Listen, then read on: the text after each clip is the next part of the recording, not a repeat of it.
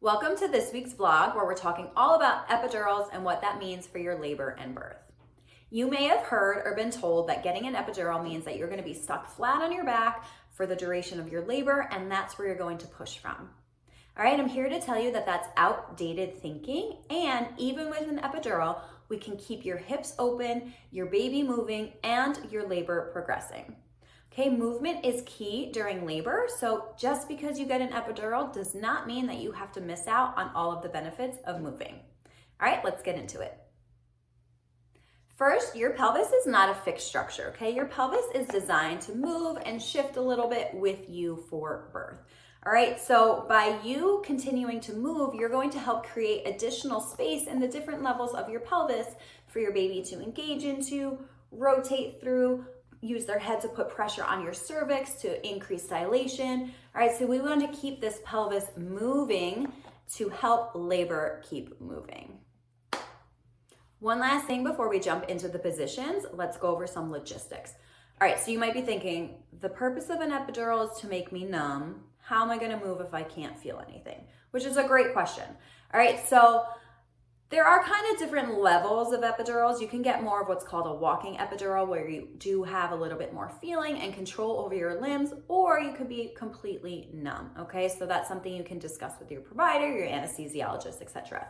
Okay, but regardless of whether you have the capability to move your limbs or you don't, I want you using your birth team to get you in and out of these positions, okay? Use your nurses, your doula if you have one, a support person if you have one. Reason being is I don't want you wasting energy on trying to get yourself in and out of these positions yourself. Okay, labor is long, it requires a lot of energy, so I want you to conserve it and let your birth team do the work of getting you in and out of these positions. When it comes to your positions, try and change every 20 to 45 minutes or so just to keep things moving, to help keep those pelvic bones shifting and your baby progressing through your pelvis. All right, and then if something doesn't feel comfortable, get out of it, okay? Nothing is a requirement. If it doesn't feel good for your body, don't do it. And then lastly, we are going to be using a lot of props during this video. So we've got things like a peanut ball, I've got some bolsters, I've got a rolled up towel. Okay, so speak with your hospital or your birth center to see what they do have available so that if you need to, you can bring something. And spoiler alert, you can pretty much use pillows for a lot of these things. Okay, with all of those logistics out of the way, let's get into the positions. I'm going to be breaking down the positions by where baby is in your pelvis, all right? So we're gonna do some positions that help open the inlet or the top, some positions that help open the mid-pelvis or the middle, and then some that will help open the bottom of your pelvis or your outlet, and then at the end, we'll do some pushing positions. Okay, first we have what's called our pelvic inlet. That's this opening here where your baby's head is first going to engage into your pelvis. We can help increase this diameter by doing movements that widen our knees and get this big triangular sacrum bone out of the way. So think wide knees, but tucked. One of these positions is called flying cowgirl, all right? So you are going to be down on your side, and then your birth team is going to place this peanut ball between your knees. Okay, so you'll be down on your side. They're gonna lift your top leg for you. They're gonna place the ball in so that your knees are wide and that your ankles can fall in towards each other.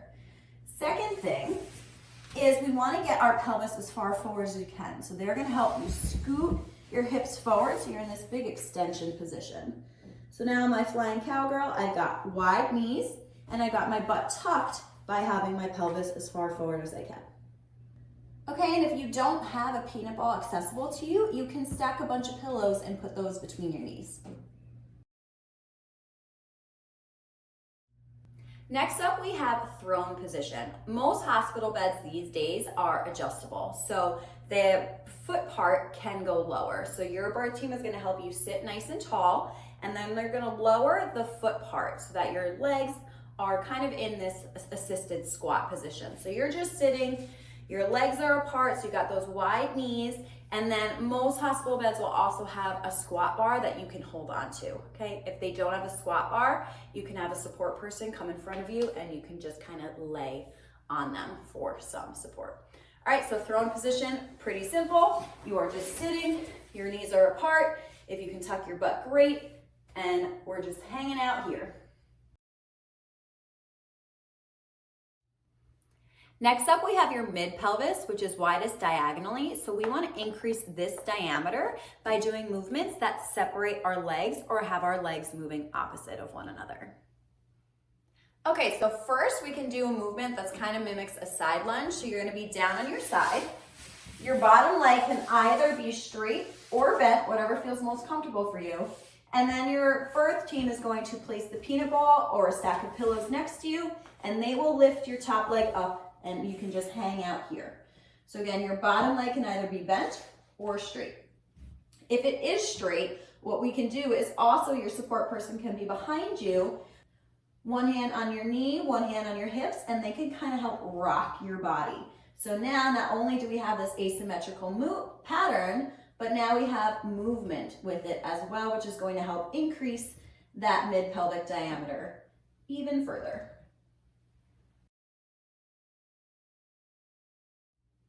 To open your mid-pelvis from more of a sitting position, you can either incline or recline your bed, depending on where you're starting from.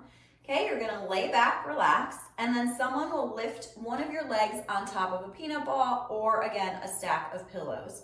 All right, so now your legs are doing opposite things, which is going to help increase the diameter of that mid-pelvis. To make room in the bottom of your pelvis or your pelvic outlet, we want to do movements that move these two sits bones or the bony part in your butt apart. And we can do that with movements that knock our knees in more narrow than our ankles. So think knees in, ankles out. In addition, we do want to try and get this tailbone out of the way as much as possible, because getting the tailbone backwards is going to help increase the space in your pelvic outlet for your baby's head to move through as well. To help open your pelvic outlet with an epidural, you can either do this laying flat or inclined or reclined on your bed. So if you are laying back on the bed, okay, supported by that backrest, you would put either the peanut ball or a bunch of pillows in between your knees, let your knees knock in and your feet be wider. Okay, if you are from a flat position or more of a laying down position, same concept, your knees are in and your ankles are just hanging out wide. This is going to help open the bottom of your pelvis. To widen your pelvic outlet with an epidural, you can lay on your side and use either a peanut ball or a stack of pillows. So you'll be down in this side lying position, and then someone from your birth team, partner, doula, nurse, would come and lift your top leg and place the peanut ball or the pillows in between so that your ankles are wider than your knees. Okay, if this is too big of an angle on the hip or it feels uncomfortable having your knees touch, you can also place a pillow or a towel in between to give you a little bit more support. Okay, so the higher up that top ankle, the wider that pelvic outlet is going to be.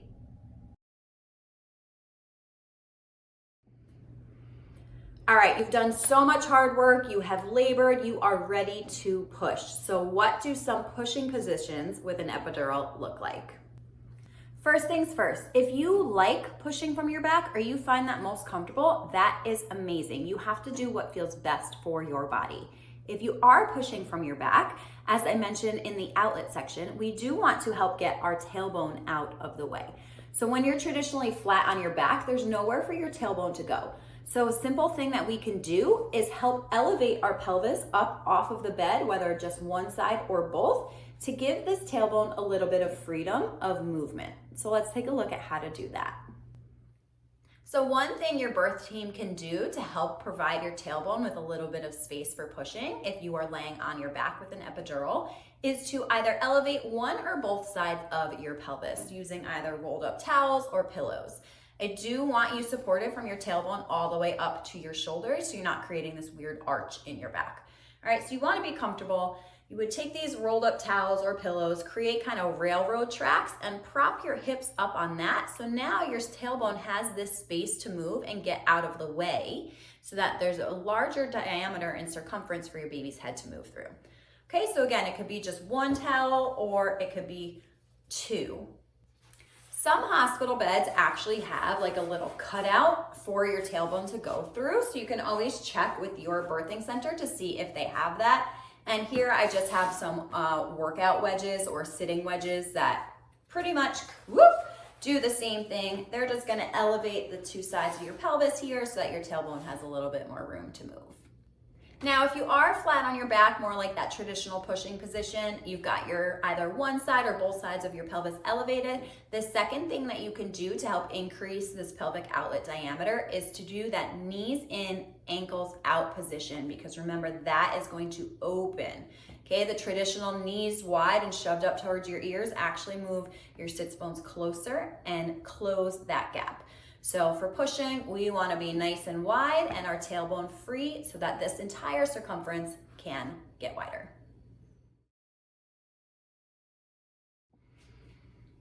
So another great pushing position, and one that actually tends to decrease the incidence or severity of tearing, is pushing from your side. So you would be side lying, and in this position, your tailbone is already free. And then someone, nurse, partner, support person, whomever, a doula, is going to take that top leg and lift it up. Not only are they lifting it up, they're going to knock that knee in a little. So now tailbone is free, knees are in, ankles are wide, and you can push from here. What tends to decrease the incidence or the severity of tearing in this position is that those knees are a little bit more narrow and they're not stretching that pelvic floor tissue. Okay, so if sideline pushing feels comfortable for you, again, you're just gonna be here. Someone's gonna grab that top leg. They can kind of hook it through their arm and knock that knee in, lift that ankle up.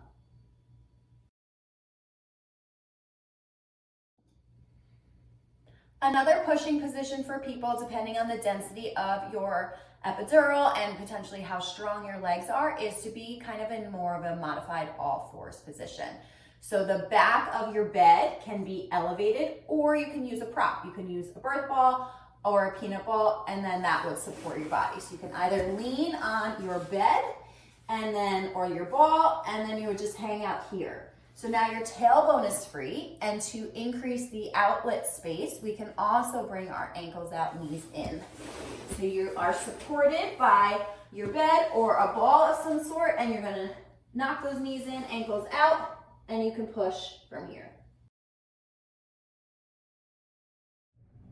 Okay, so the important thing to remember is that with an epidural, you are not stuck flat on your back for the duration of labor or for your pushing phase, if that's not where you want to be. All right, even with an epidural, we can use our birth team and we can use some props to help open our pelvis to allow our baby to descend, rotate, move through, labor to progress, and you to feel stronger and more empowered. Don't forget to always be an advocate for yourself. Speak with your birth team about this ahead of time, and definitely practice these positions so that your body gets used to them and the first time you're doing them is not in labor. If you'd like to check out my Opening Your Pelvis for Birth ebook, I'm gonna link that below, and definitely check out the corresponding blog that goes with this week's vlog post.